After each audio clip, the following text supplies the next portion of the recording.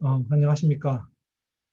벌써 우리가 이제 12번째 강의네요.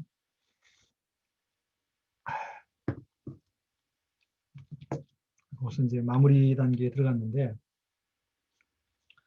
오늘은 그 한국 교회가 어떻게 이제 해외 타문화 선교를 했는가 하는 것 중심으로 좀 생각을 해보겠습니다. 지난주에는 우리가 이제 어떻게 다른 곳에서 선교사님들이 오셔서 한국에 이제 기독교가, 개신교가 시작되었는가 하는 것들을 생각을 해봤는데, 오늘은 이제 그것을 받아들인 우리가 어떻게 또 이 복음을 흘려 보냈는가. 이게 굉장히 중요하죠. 그 이스라엘의 두 개의 호수가 있잖아요. 갈릴리 호수와 이 사해. 이 사해바다는 굉장히 그 주변 지형보다 깊숙한 그 지역이기 때문에 이제 모든 그 강물이 들어오면 빠져나가지를 못하고 거기에 다 머물러 있어서 이제 사해, 죽음의 바다가 되었죠. 근데 이제 갈릴리는 그 헐문산에서 이제 그 물이 들어오면 이 물을 이제 요단강을 통해서 계속 내보냈기 때문에 지금도 굉장히 풍요로운 그런 그 호수로 남아 있는 것처럼, 한 교회가 건강하려면 이제 말씀을 잘 받기도 하지만 잘 흘려보내야 되는데, 그러면서 한국 교회는 좋은 모범을 보인 교회 중에 하나입니다. 그래서 오늘은 이제 한국 교회가 복을 받은 다음에 여기서 어떻게 흘려보내는가 하는 것들을 좀 간단하게 오늘 생각을 해보겠습니다. 제가 지난주에도 얘기했지만 한국 교회는 굉장히 몇 가지 면에서 특별한 교회라고 했어요. 첫 번째는 선교사가 이 땅에 들어오기 전부터 성경이 번역이 되어 있었다.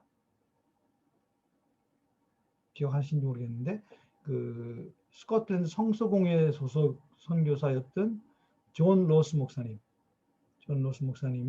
만주에 가서 이 의주 상인, 개성 상인으로 교육을 위해 나왔던 사람들을 이제 이렇게 복음을 전하고, 그들과 함께 성경을 번역하고, 처음에 이제 누가복음을 했죠. 그리고 나서 나중에 신약전서 전체를 번역을 하게 되는데, 근데 이제 그 성경을 가지고 뭐 서상윤 이런 분들이 이제 목숨을 걸고 성경을 가지고 들어와서, 아직 선교사들이 들어와서 사역을 시작하기 전에 이미 성경이 다수가 한국, 당시 조선 사회에 퍼져났고, 뭐 그 이전에 뭐 토마스 선교사님도 자기의 목숨을 바치면서 한문 성경을 전달해 줬고, 또 그래서 이제 이 선교사가 들어오기 전에 이제 성경이 먼저 한국말로 번역이 돼서 들어온 케이스. 또 일본 쪽에서도 이제 이수정이라고 하는 젊은 그 유학자가 회심을 하고, 이분이 이제 한문 성경을 또 우리말로 마가복음을 번역을 해서 그 마가복음을 가지고 이제 언더우드 아펜셀러가 공부도 하고 한국말 공부도 하고, 또 그 성경을 들고 이제 한국에 입국했다는 거 아니에요. 그러니까 이제 선교사가 들어오기 전부터 이 성경이 번역됐다고 하는 아주 매우 독특한 상황. 두 번째는 그 교회도 선교사들이 주도했다기보다는 이제 그 로스 목사님 성경을 와서 이제 배포했던 그 사람들이 저 뭐 평안도라든지 황해도라든지 이런 데 와서, 당시 예수 믿으면 막 죽일 때인데 그럼에도 은밀하게 복음을 전하고 교회를 세우는 그런 일이 진행이 됐어요. 그래서 뭐 그 황해도에 있는 솔레교회 같은 경우도 전적으로 한인에 의해서 교회가 형성이 되고, 서울에 최초로 형성된 그 세문안교회도 물론 뭐 언더우드 중심으로 교회가 세워지긴 했지만, 실제로 그 내용을 보면 그 한인들이 이미 그 예수를 믿고 교회로서 모이고 있었던 그런 상황이었단 말이에요. 그러니까 교회도 굉장히 독특하게 한인 주도로 선교사 이전에 형성이 됐다. 물론 이제 선교사님 들어오시면서 더 이제 이 교회 개척이 활성화되긴 했지만, 그러면서 어쨌든 한국 교회는 굉장히 특별한 독특성을 가지고 있는 교회였는데, 또 한 가지가 뭐냐면은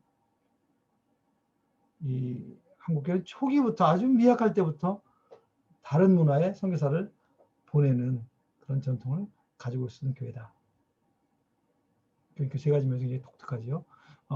특별히 오늘은 이제 이 아주 미약할 때부터 우리가 어떻게 선교사를 보냈고, 그런 선교 운동이 오늘날까지 어떻게 이어져 왔는가 하는 것들을 간단하게 살피려고 하는데, 특별히 이제 우리 엑체 김한성 교수님이 쓰신 논문을 중심으로 우리나라가 어떻게 해외 선교를 했는가 하는 시대 구분을 오늘 간단하게 제가 소개를 좀 해보려고 합니다.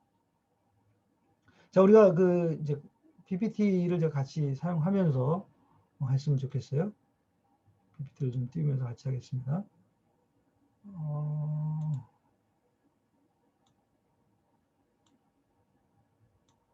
자, 이 정도 이렇게 할까요?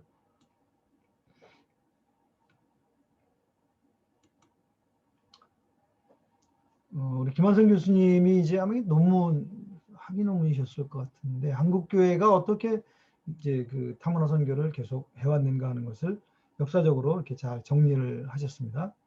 그 내용을 중심으로 설명을 해볼게요.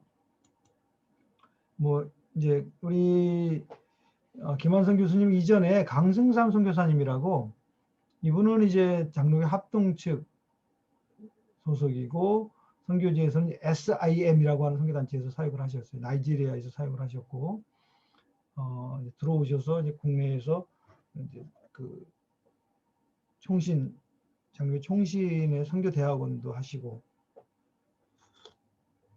후진 양성을 많이 하신 그런 지도자신데, 이분이 이제 이제 분류한 것도 비슷한데요. 이분은 이제 4개의 기관으로 했어요. 선교 시작기, 침체기, 부흥기, 이제 정책 개발기, 성숙기죠.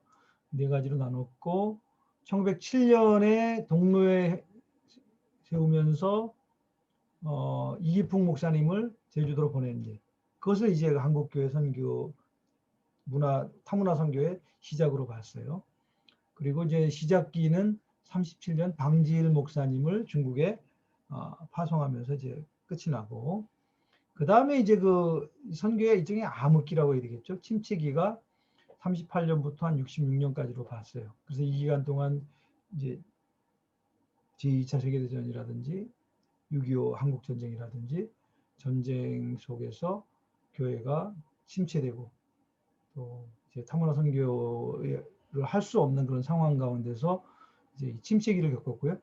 물론 이제 이 기간에도 소수의 한국 사람들을 파송했다. 그러나 이제 전체적으로 침체기였고, 그래서 이제 처음에 시작했던 이 선교가 다시 부흥하는 시기를 60년대 후반부터 90년까지로 봅니다. 그리고 이제 90년부터 시작해서 이제 선교가 굉장히 활성화되고 또 성숙하는 그런 기간이다. 이렇게 이제 4가지로 봤어요.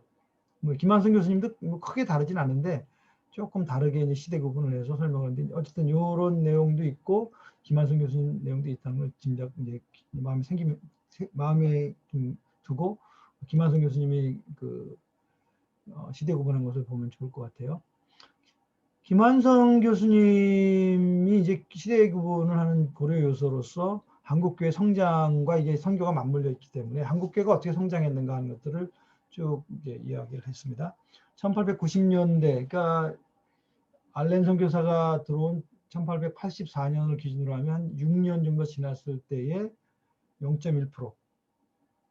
초기에도 빠르게 이제 예수님 사람이 늘었는데요. 이제 1930년대에 가면 약 한 2% 정도. 그리고 55년도에 가면 이제 6.25 한국전쟁 직후죠. 한 5% 정도 되고, 87년에 가면 23%. 이 통계는 아마 조금 더 이제 보수적으로 보면 이건 낮을 수도 있는데요. 그리고 2025년에 지금 제가 인터넷 자료를 보니까 한 20% 정도, 한 970만 정도, 전체 5천만 중에. 그래서 한 20% 가까이 되는 것으로 이렇게 이제 교회 성장이 빠르게 진행이 됐다.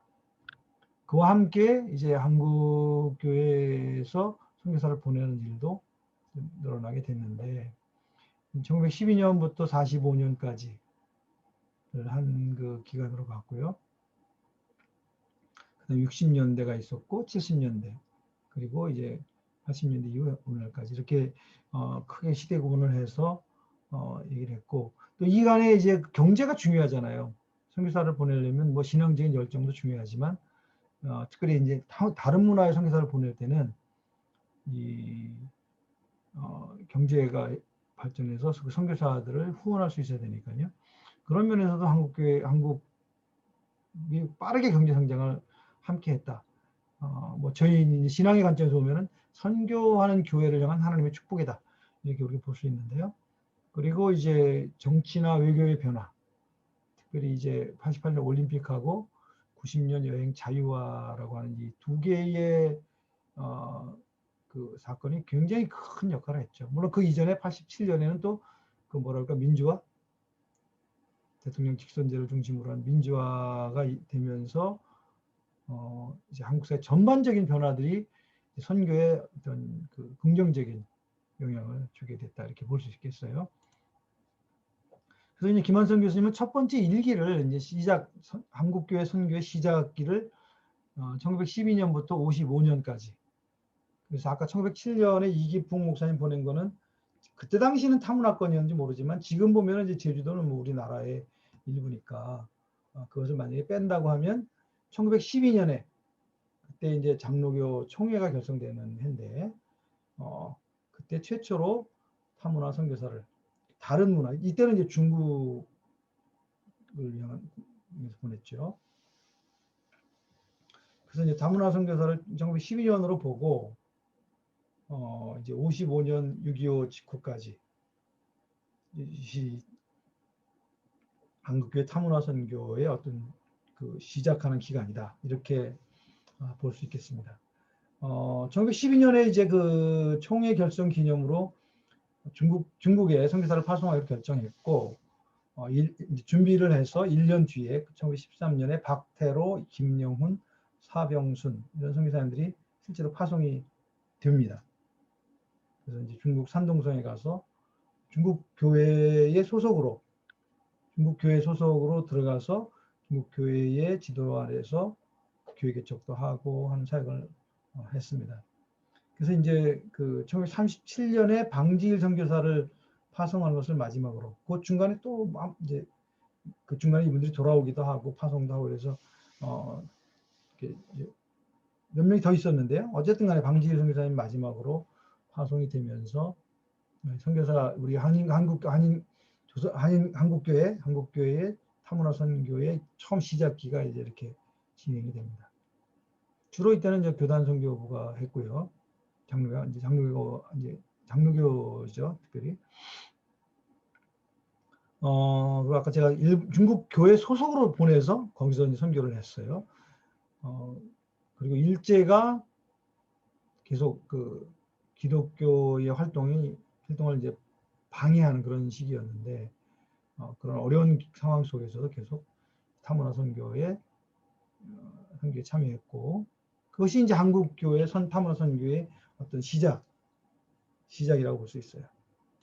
자, 2기는 이제 전쟁 이후에 한국 전쟁이 끝나고 1970년대 70년까지 60년대 후반까지 이 기간을 이제 소위 개척기라고 이제 볼 수가 있는데, 그러니까 시작할 때 이제 처음에 선교사를 보냈지만 이제 그 1930년대 후반부터 해방 때까지, 또 해방 이후에도 계속 우리가 격변기를 갖고 6.25 전쟁까지 한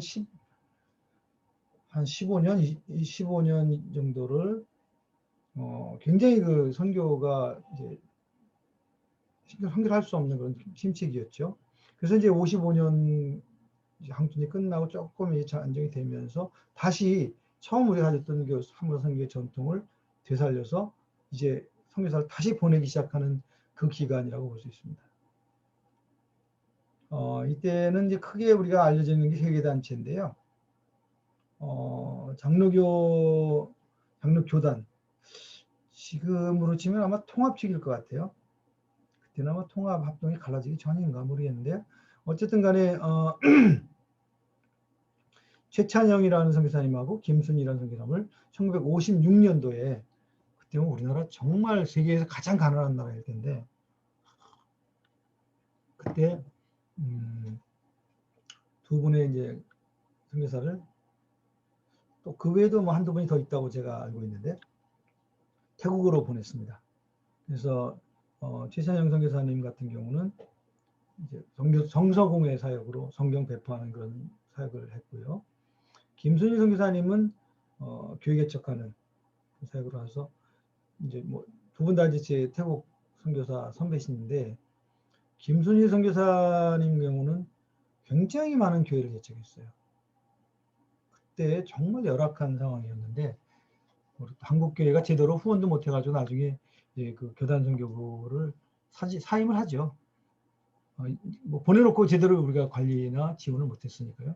고생을 엄청 많이 하셨는데 그 와중에 사역을 잘 하셨습니다. 그리고 이제 이화여대가 뭐 지금은 이제 뭐 그냥 그 이런 파송 이런 것은 없지만, 이화여대 그 초기에는 이제 이 선교사들을 파송했어요. 특별히 전지옥 박사님 외 2명을 파키스탄 지역에 보내서 파키스탄에 있는 이제 기독교들을 돕는 그런 사역이지만, 이제 이슬람 사역과 함께 이렇게 하셨던 전지혁 선교사님, 나중에 이제 돌아오셔서 이대 기독교학과 교수가 되시죠. 지금도 이대는 이 전통이 남아 있어요. 이대의 그 다락방이라는 그런 기도회가 있는데, 계속 선교사들 위해서 기도하고, 이대 출신으로 이제 그 선교제 나간 사람들이 많잖아요. 그분들을 위해서 계속 기도하고 후원하고, 이 선교의 전통이 지금도 이어지고 있습니다. 근데 어쨌든 간에 61년에 이렇게 선교사를 파송을 했고요. 그리고 이제 KIM이라는 단체가 이제 뭐 전문 초교파 선교 단체죠. 그래서 코리아 인터내셔널 미션이라고 해서 조동진 박사님이 한국 교회가 선교해야 한다고 하는 그런 그 비전을 받고 이 단체 설립하고, 장로 교단 선교사가 어려움이 있었던 김순 선교사님을 다시 받아서 재파송하고, 그리고 그 이후에 좀 굉장히 많은 선교사를 이제 파송을 하죠. 이 KIM이 이제 이렇게 등장하면서 이제 초기에 이제 개척하는 시기가 이렇게 이제 진행이 됩니다. 이게 2기라고 볼 수 있어요. 3기는 1971년부터 이제 89년까지로 보셨는데, 도약기라고 이렇게 봤습니다. 그래서 이제 이제 어렵게 시작된 이 선교 운동을 계속 이제 발전시켜가는 시기다. 물론 이때도 쉽지는 않았어요. 여전히 우리나라는 뭐 가장 가난한, 세계에서 가장 가난한 나라 중에 하나였고, 그러니까 선교사를 보내고 달러를 보내기에는 굉장히 벅찬 그런 경제적 수준이었죠.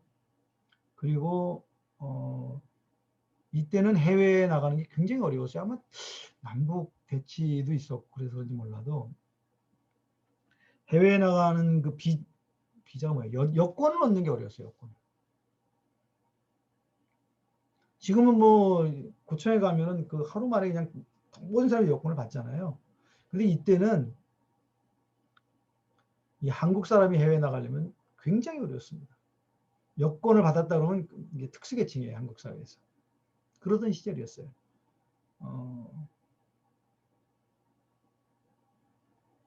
그리고 뭐 예전에는 그 뭐라 그러죠? 그 검사하는 거 있잖아요. 신분 검사하는 거. 그것도 굉장히 엄격했고, 확실하지 않으면 해외에 나갈 수가 없었어요. 여권을 받을 수가 없었으니까. 그런 시대였어요. 경제적으로 어렵고, 뭐 또 정치적으로, 법적으로도 굉장히 어려운 상황이지만, 그러나 계속 교회가 이 선교에 대한 그런 관심을 가지고 선교사를 보냈습니다. 그래서 이제 요때 70년대에 이제 많이 보냈는데, 이제 60년대나 그 이전에 비교해서 좀 더 많은 숫자를 보냈는데, 저희 태국 이제 선배이신 신홍식 선교사님이 이때 이제 처음으로 태국에 선교사로 KIM 소속으로 나가셨죠. 앞에 얘기했던 KIM이라는 단체에 소속으로 나가셨고, 뭐 박장환 선교사님, 정성균, 이제 이런 선교사님들이 이제 각 교단 선교사로 해서 또 인도네시아, 방글라데시, 필리핀이 많이 갔죠. 대만, 싱가포르, 이런 나라로 선교사들을 보냈습니다. 그때는 아직 숫자가 많다고 보기는 어려워요. 그리고 이제 80년대 들어서 이제 그 국제단체들 있잖아요. OMF라든지 SIM, 위클립, 성경 번역하는 단체죠. OM, 젊은 사람들 이제 배 태워서 가는 OM으로 많이 갔죠. 그래서 이제 그 국제단체가 한국에 와서 이제 한국 사람들을 리크루팅해서 선교사로 데려갔어요.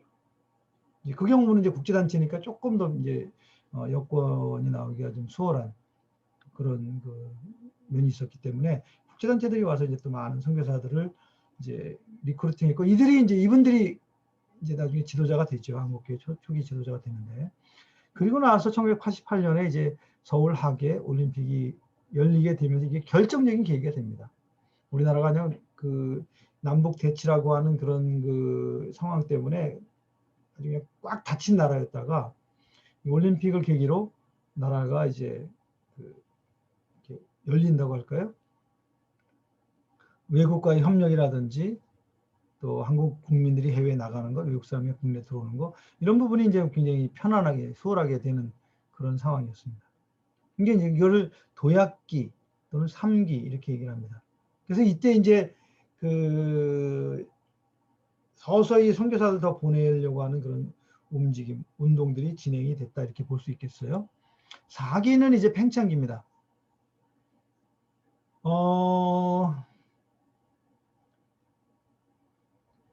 이 선교가 이제 빠르게 성장하는 시간이죠.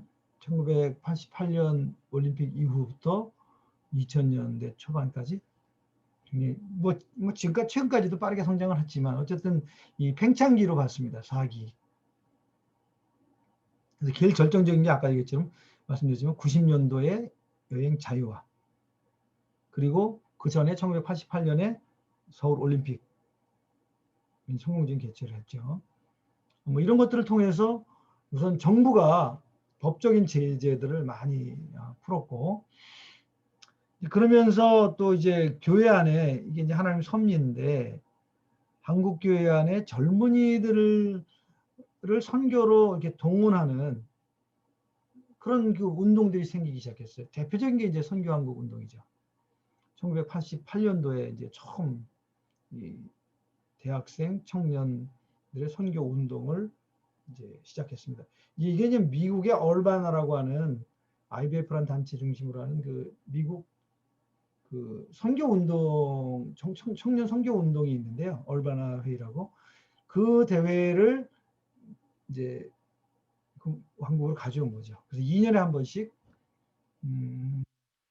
이 젊은 기독교인 청년 대학생들 모아놓고 선교에 도전하고 거기서 많은 사람이 헌신해서 이제 선교사로 나가게 되는 것이죠. 그래서 이 선교 운동. 그 다음에 이제 그 한인 세계 선교 대회는 이제 미국에서 시카고인가 뉴욕인가였는데 미국에서 열렸고요. 그래서 이제 한인 교회들이 전체적으로 같이 주최를 하고 해외에 있는 당시에 이제 파송되어 있던 선교사님들을 미국에 모셔서 그분들 선교 보고도 듣고, 그래서 이제 선교사들이 한인 교회들을 선교 동원하고 또 한인 교회들은 굉장히 선교에 헌신하는 그런 대회들이 열리기 시작했어요. 뭐 그 이후에 한국에서도 이제 여러 가지 이제 선교 대회가 많이 열리게 되는데 뭐 G코회, N코회 뭐 이런 것도 있었고 AD 2000 대회도 있었고 뭐 이런 대회들이 이제 한국 교회에 들어오면서 선교 동원이 활성화되었고, 또 하나 이제 굉장히 그 중요한 계기가 90년부터 이제 그 공산권이 열리잖아요. 그래서 중국이 열리고 소련이 열리고 그다음에 중앙아시아가 열리고 몽고가 열리고 뭐 이러면서 지금 굉장히 많은 그 선교에 헌신한 사람들이 가서 일할 자리가 생긴 거예요. 그게 이제 한국교회 선교 운동과 맞물리면서 이제 더 많은 선교사들이 해외에 나갈 수 있는 이제 기회가 됐고요. 또 하나 더 중요한 거는 이제 경제죠. 사실 한국교회, 한국 사회가, 한국 경제가 너무 가난하면 어떻게 많은 선교사를 보내겠어요. 근데 하나님께서 이 선교할 수 있도록 경제적인 부흥을 굉장히 빠른 경제 성장을 주시었던 거예요. 그리고 이제 저환율 정책에 의해서 달러를 보내기도 쉬워졌고 뭐 이런 것들도 이제 다 같은 이제 그 작용을 한 거죠. 그리고 이제 서울 올림픽 이후에 이 한국에 대한 이미지가 좋아졌고 그래서 한국 교회가 세계로 나가는데 이것이 굉장히 긍정적으로 작용을 했습니다. 그래서 뭐 2000년대 초반까지 거의 10,000명에 육박하는 선교사들이 나가게 됩니다. 1988년 그때 선교 한국 대회 때 랄프 윈터인가요? 서양 선교 지도자가 아마 랄프 윈터일 겁니다. 와서 한국 교회는 충분히 하나님이 일하실 수 있는 그런 교회고 앞으로 10,000명의 선교사를 보낼 것이다 이렇게 얘기했을 때 뭐 저도 그때 좀 뒤에 들은 얘기지만 그 얘기 뒤에 들었지만 한국 교회 많은 사람들이 웃었어요. 우리나라처럼 이렇게 미약한 가난한 나라에서 어떻게 선교사를 10,000명이나 보내냐. 근데 거의 한 10년 만에 10몇 년 만에 실제로 막 경제가 막 부흥하면서 청년들이 막 선교사로 막 나간다고 하면서 또 교회들도 선교해야 된다라는 것이 그냥 붐이 일어나면서 10,000명이 육박하게 된 거예요. 뭐 이거는 인간적으로 설명할 수, 아까 이런 여러 가지 변수들이 있지만 정말 하나님의 특별한 섭리가 있었다 이렇게 볼 수 있는데 어쨌든 한국 교회가 세계 선교에 굉장히 그 중요한 역할을 하는. 한때는 저희가 이제 이 자기 나라가 아닌 다른 지역으로 선교사를 소위 타문화 그러니까 국가를 넘어서서 선교사를 보내는 숫자가 미국 다음으로 두 번째로 많았다 이렇게 이제 하던 시절이 있죠. 지금은 이제 뭐 우리보다 많이 보낸 나라들이 생겼지만 특별한 건 기적이 일어나는 것입니다. 그리고 이제 마지막 지금 우리가 이제 5기 가운데 김한성 교수님 구분에 의하면 5기 가운데 있는 건데요. 성숙기라고 할 수 있죠.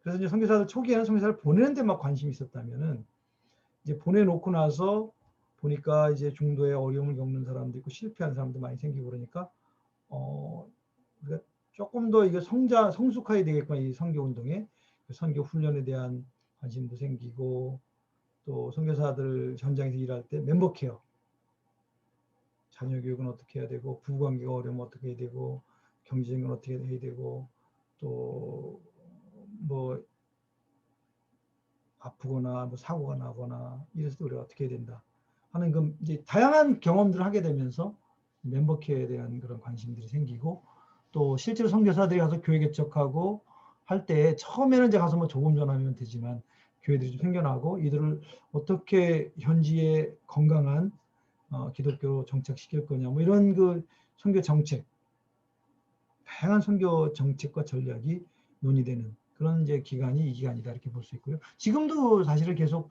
선교지에서 일어나는 다양한 그런 그 경험들을 가지고 와서 저희들이 이제 정책화하고 성숙할 수 있는 방법들을 찾는 그런 일들이 계속되고 있죠. 그리고 이때 이제 한국교회가 이제 좀 더 국제적인 지도자로서 지도자들도 나오고 국제적인 그런 역할도 우리가 담당하게 되고 또 하나는 이제 선교단체들이 많이 일어나게 됩니다. 저희 단체도 이제 뭐 87년에 GMF가 시작됐는데요. 지금 한 30년 조금 더 됐습니다. 이제 그 선체 단체들이 계속 크고 저희 GMF는 그 안에 파송부서가 이제 4개가 있는데 다 합치면 1,000명 정도 선교사 되거든요. 이런 이제 굉장히 규모도 있고 나름대로 선교적인 그런 어떤 그 조직이나 정책이나 전략을 가지고 하는 그런 단계로 이제 발전을 하게 됩니다. 그러면서 이제 또 이 지금 우리가 부딪히고 있는 도전 중에 하나는 한국 교회가 어떻게 이 침체기를 교회가 좀 약간 침체기 있잖아요.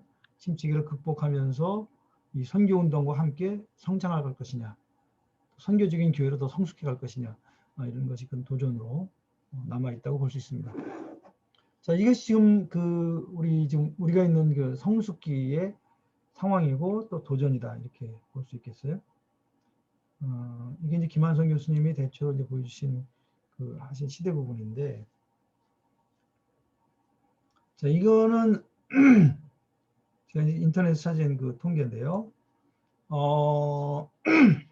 2006년부터 이렇게 보면 2006년에 이미 이제 뭐 10,000명이 넘었죠. 15,000명 가까이 선교사가 있었는데 계속 고도 성장기였습니다. 근데 이제 2013년, 14년 요 어간에 이제 1,000명씩 많을 때 2,000명까지 하던 이 성장이 멈추면서 이제 숫자 증가율이 급격히 줄어들죠.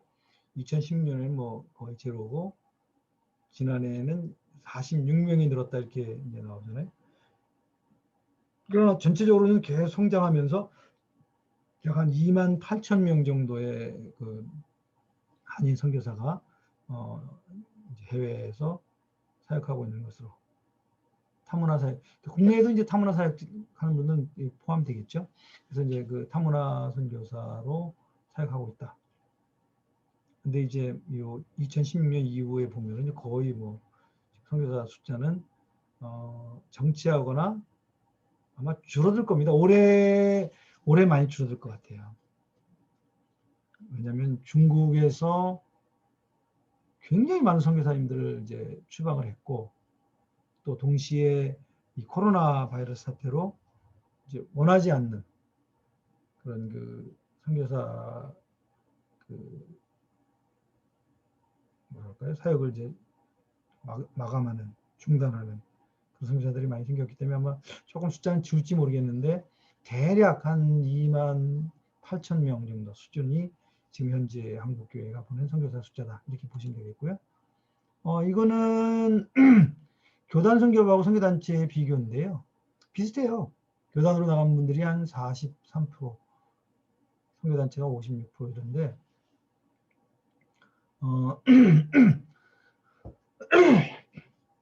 주교파 단체도 꽤 많죠. 작은 단체들이 주로 많은데 이렇게 이제 선교사를 보내고 있고, 아까 이 선교사 파송 현황은 뭐 아까 도표에 같은 내용이에요. 자, 한국 선교 운동의 이제 과제에 대해서 이게 조금 시간이 지난 그런 그때 이제 그 제안이긴 한데 뭐 크게 달라지지 않았으니까요. 이거 그대로 사용하면 한국교회가 이제 점점 그 교회 성경 자체도 이제 침체되고 선교 운동도 점점점 줄어들고 있는 상황인데, 이 한국교회가 아주 어려울 때부터 했던 이 타문화 선교의 전통을 어떻게 지속할 것인가, 이게 이제 큰 도전 중에 하나라고 볼 수 있고요. 두 번째는 사실은 저희 이제 그 한국교회 선교가 성과주의적인 선교로 이제 비판적인 관점에서 보면은 가서 많은 선교사들이 사역을 했는데 실제로 내면에 어떤 깊은 변화를 일으킨 것보다는 가시적으로 뭐 세례 몇 명 줬다, 교회 예배당 몇 개 개최했다, 뭐 이런 쪽으로 많이 했다는 거예요. 그러면서 이 성과주의적 선교에 대한 반성, 뭐 수적인 성장도 해야 되지만 내실이 어떻게 이루어질 것인가, 이제 거기에 대한 도전이 있다고 보는 거고요. 아까 얘기했지만 이제 그 선교사들 관리를 어떻게 할 건가, 보내는 게 중요한 게 아니라 보내서 건강하게, 그러면서 또 효과적으로 그 하나님 주신 그 지상 명령의 사역을 감당해야 되는데, 이걸 어떻게 돕고 관리하고 또 어떻게 그 교육을 해서 발전시킬 것인가, 뭐 이런 게 이제 큰 숙제고요. 또 하나는 이제 선교지가 많이 바뀌었어요. 우리가 처음 선교 운동할 때보다 거의 모든 지역에 있는 교회들이 이제 안정이 되고, 또 외부에서 온 선교사에게 잠적인 의지하기보다는 자체 자기들이 주도가 되고 선교사들이 와서 도와주는 형태가 되기를 바라는 그런 선교적 변화가 있었단 말이에요. 제가 생각한 태국교회도 마찬가지예요. 태국교회가 이제는 상당 부분 성장했고 또 선교운동도 활발하고, 그러니까 이제 선교사들이 일방적으로 가서 자기 마음대로 하던 그런 것은 못해요. 현지 교회와 어떻게 협력할 것인가, 현지 교회의 그런 리더십 아래에서 어떻게 조화롭게 일할 것인가 굉장히 중요한데, 그런 부분에서는 이제 선교가 더 복잡해졌다고 볼 수 있어요. 예전에는 선교사가 가서 뭐 자기가 원하는 대로 하는 비전도 했지만 요즘은 그렇게 어렵거든요. 그래서 이런 상황 속에서 어떻게 국제적인 협력을 이루어가면서 새로운 형태의 선교 운동을 이루어갈 것인가. 또 이제 이런 다양한 시행착오나 경험들을 모아서 어떤 선교 신학화하고 또 선교학적으로 이걸 정리하고 더 나아가서는 선교 정책으로 발전시킬 것인가. 뭐 이런 이제 고민이 있고, 또 하나는 이제 뭐 이제 지금 저희가 벌써 이 스테이지에 와 있는데, 초기에 보낸 사람들 1980년대 90년대 초에 보낸 분들은요 지금 은퇴 연령이 됐어요. 근데 저희는 막 보낼 때 엄청 열심히 보냈는데 이분들이 이제 돌아올 거에 대한 준비는 안 했거든요. 그래서 이제 그런 거에 대한 고민, 어떻게 이게 잘 선교사 사이클이 잘 마무리돼서 이제 그 출발부터 마지막 마무리까지, 그리고 새로운 이제 그 세대들이 또 청해져 나가고, 이런 문제가 큰 도전으로 되어 있습니다. 강윤삼 목사님도 뭐 비슷한 얘기를 하셨어요. 그래서 이제 이런 그 우리의 그동안에 잘못했던 성과주의나 또 사람들에 대한 돌봄 없이 그냥 막 보내서 마음대로 사역하게 한다든지, 또 현지에서 선교사들이 여러 가지 이유로 사역을 제대로 하지 못하고 또 뭐라고 할까요?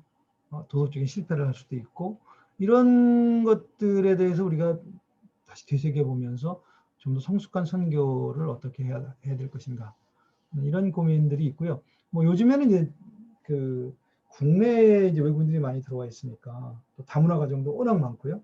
그래서 이런 부분들을 이 선교에 대한 그런 해외에 나가서 탐문화했던 경험을 어떻게 우리나라 변화된 상황에 적용할 것인가, 이것이 큰 숙제라고 볼 수가 있습니다. 이게 다문화 사역, 국내에서의 다문화 사역이 지금 굉장히 중요하고, 그리고 이번에 이제 중국에서 많이 이제 추방에 당하고 코로나 이후에 뭐 비자발적이라는데 비자발적 철수를 한 분들에게 어떻게 국내에서도 계속 이런 타문화 선교사로서의 사역을 할 수 있도록 지원하고 도울 것인가, 뭐 이런 이제 과제를 저희들이 안고 있다고 볼 수 있죠.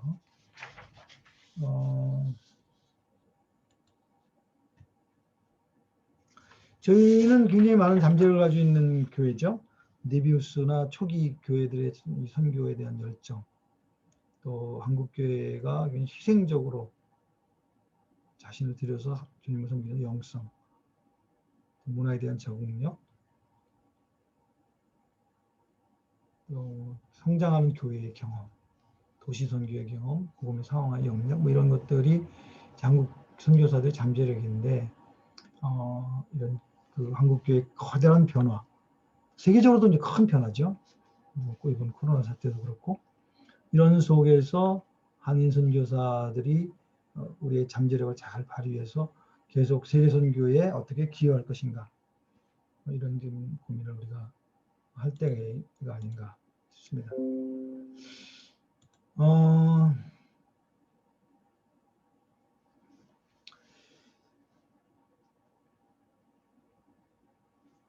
제가 한국교회가 이제 그 선교를 받고 난 이후에 우리가 또 이제 선교사를 내보내는 그런 역할을 어떻게 해왔는가 하는 것들을 이제 간단하게 제가 좀 정리를 했는데, 물론 제가 김한순 교수님의 그 논문 내용을 중심으로 제가 이제 설명을 했습니다. 오늘날 지금 올해가 2020년이잖아요. 지금 이제 선교사들의 숫자가 급격히 느는 건 아마 좀 안 될 거예요. 오히려 이제 은퇴하는 분들이 막 생기면서 숫자들이 이제 줄 거예요. 근데 이제 이렇게 줄고 그런 상황이 어렵다는 그런 그 이유로 인해서 우리가 한국교회가 이 선교적인 그런 초대교회 그 어려울 때도 했던 그 선교 전통을 잃어버린다면 저는 한국교회가 상당히 많은 것을 잃어버리지 않겠나. 한국 사회 문제도 그렇고 세계 역사 속에서 한국이 담당하는 그런 역할도 그렇고, 그런 걸 우리 생각할 때 어렵지만 한국교회가 힘들게 유지해온 이 선교, 타문화 선교의 전통을 계속 어떻게 이어갈 것인가 하는 고민을 우리가 해야 되고, 특별히 이제 뭐 저만 해도 지금 60대인데요. 저희들은 이제 가는데 저희 뒤에 오는 그 세대들이 어떻게 이 지금 앞에 갔던 세대들이 했던 이 선교에 대한 그런 하나님의 부르심의 응답, 헌신, 또 그것을 통해서 한국 교회가 어떻게 이렇게 몸부림치면서 여기까지 왔는가 하는 것들을 이어가야 되는데, 이게 지금 우리에게 굉장히 주어진 큰 과제예요. 왜냐하면 젊은이들이 지금 교회를 떠나고 있기 때문에, 선교에 대한 그런 그 열심들이 줄어들고 있기 때문에, 어떻게 우리가 이 한국교회의 아름다운 전통을 이끌어 갈 것인가, 그런 고민을 좀 해야 되고, 특별히 이제 우리 액체가 아까도 말씀드렸죠. 70년대에 이제 한국교회 이 선교 운동이 시작이 되고, 또 어떻게 보면 액체는 사실 아시아 전체에 대한 그 관심에서 시작이 됐다고 볼 수도 있는데, 액체를 비롯한 한국의 이런 신학교들이 어떻게 선교적 비전을 다시 회복하고, 그리고 교회들을 도전해서 우리가 힘들 때 정말 교회가 아무것도 없을 때서 우리 선교사 보냈는데, 지금 그거에 비하면 너무 좋은 여건인데 우리 조금 어렵다고 해서 하나님이 맡겨준 지상명령을 우리가 간과하면 안 된다. 이게 이제 큰 도전이라고 볼 수 있겠습니다. 자, 이번 주는 뭐 이제 이 정도 하고요. 저희가 이제 학기말고사에 간단히 좀 몇 가지를 말씀드리면, 이제 이번 주 이후에 한 번, 두 번 정도 우리가 더 이제 제가 강의 동영상 올릴 거고요. 그리고 학기말고사는요, 저는 지금 그렇게 생각하고 있어요. 하나는 우리 교과서 읽는 거 있잖아요. 성경사였죠. 우리가 다 읽었으니까 그 읽은 내용들 중에서 제가 이제 어떤 설명을 하고 이 설명에 해당되는 성경사 이름을 적는 걸, 그렇게 한 가지 이제 한 10번 정도 하고, 또 하나는 제가 이제 강의를 계속 했잖아요.